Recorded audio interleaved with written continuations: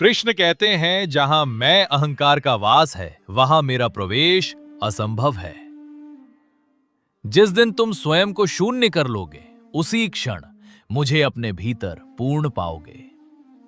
जब सुदामा द्वारका पहुंचे तो उनके मन में यह संकोच नहीं था कि वे गरीब हैं, बल्कि यह भाव था कि वे कृष्ण के सखा हैं। दूसरी ओर दुर्योधन को अपनी सेना का अहंकार था। सुदामा को कृष्ण मिले, दुर्योधन को केवल विनाश।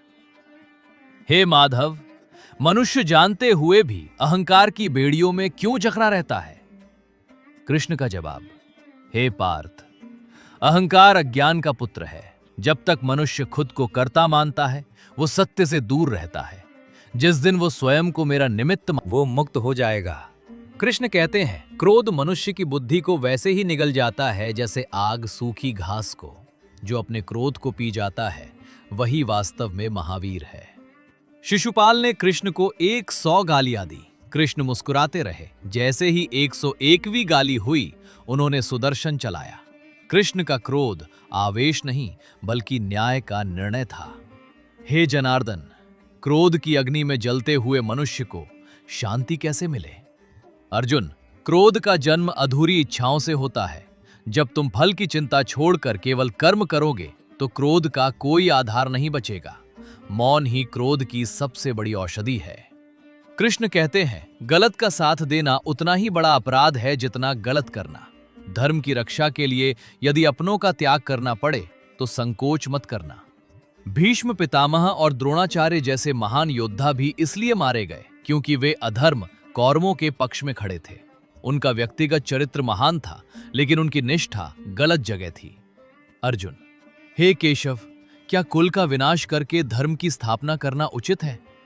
कृष्ण का जवाब, हे धनंजय, जब रोग शरीर के किसी अंग में फैल जाए तो शरीर को बचाने के लिए उस अंग को काटना पड़ता है।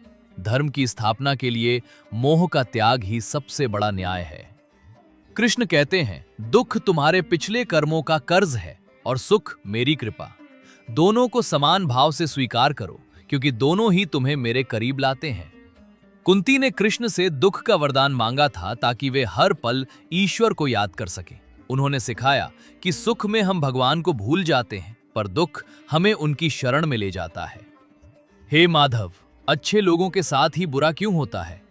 पार्थ, ये केवल समय का एक चक्र है। जैसे सोना आग में तपकर ही कुंदन बनता है, वैसे ही कठिनाइयां मनुष्य की आत्मा को शुद्ध करने के लिए आती हैं। धीरज रखो, न्याय मेरा स्वभाव है। कृष्ण कहते हैं, मुझे तुम्हारे महंगे उपहारों की भूख नहीं है।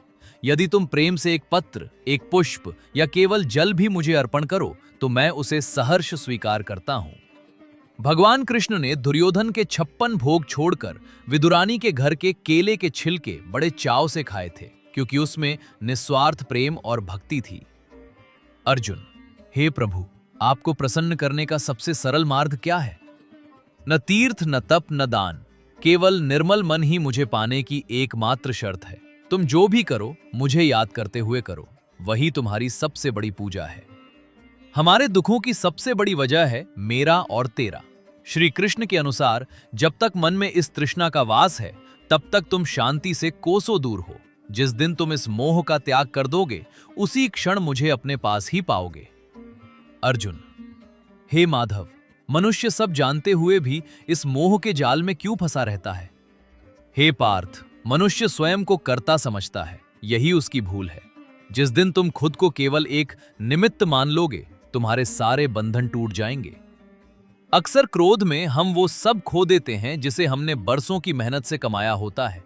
याद रखिए, गुस्सा इंसान की बुद्धि को वैसे ही निगल जाता है जैसे आग सूखी घास को। जो अपने क्रोध को पी जाता है, वही वास्तव में शक्तिशाली है। अर्जुन, प्रभु, इस क्रोध की अग्नि को शांत कैसे किया जाए? मौन रहो अर्जुन। जब फल की चिंता छूट जाती है, तो क्रोध का कोई आधार नहीं बचता। यदि आज समय विपरीत है, तो घबराइए मत। समय से पहले और भाग्य से अधिक कभी किसी को कुछ नहीं मिला, इसलिए अधीर मत हो। बस अपना कर्म करते रहो। तुम्हारा वक्त बदलना मेरा निश्चय है। हम दिन रात चिंता करते हैं, लेकिन क्या चिंता से कभी कोई समस्या हल हुई है? गोपाला का वचन है, जिस दिन तुमने अपनी हर चिंता मुझे सौंप दी, उस दिन से तुम्हारी जीत निश्चित है। अधूरा विश्वास ही दुखों का कारण है, पूर्ण समर्पण ही सुख का मार्ग है। स्वार्थ से बने रिश्ते वक्त के साथ ढल जाते हैं, लेकिन निस्वार्थ प्रेम और धर्म से जुड़े रिश्ते जन्म जन्मांतर तक साथ निभाते हैं। इसलिए रिश्तों में व्यापार नहीं, बल्कि प्रेम ढूंढिए। जीवन की ये बातें सिर्फ सुनने के लिए नहीं, बल्कि अपनाने के लिए है। जब भी मन घबराए तो याद रखिएगा कि आप अकेले नहीं हैं, वो सारथी हमेशा आपके साथ है। अगर इन वचनों ने आपके हृदय को छुआ है तो इसे उन लोगों के साथ जरूर शेयर करें जिन्हें आज प्रेरणा की जरूरत है। ऐसी ही और अनमोल बातों के लिए हमारे चैनल को सब्सक्राइब